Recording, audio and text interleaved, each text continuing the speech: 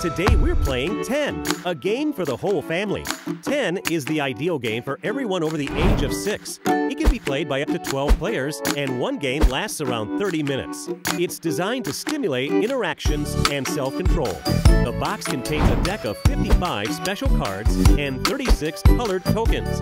In the deck of cards, there are 5 high-value cards, 6 to 10 points. These cards are placed face up to block an exchange.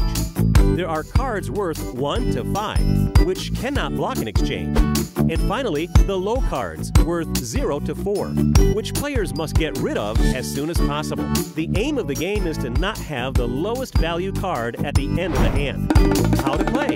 Each player is given 3 tokens of the same color. Shuffle the cards and place them in the middle of the table. Play starts with the player to the right of the dealer. Each player must draw a card from the deck, look at it, and place it face down on the table in front of them.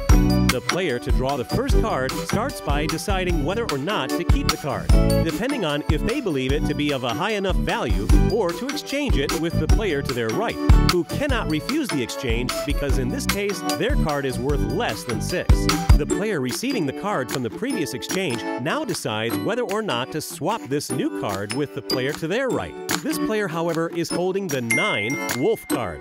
He turns it over to block the exchange. In this case, the player who wanted the exchange pays a token and sticks with the card they have.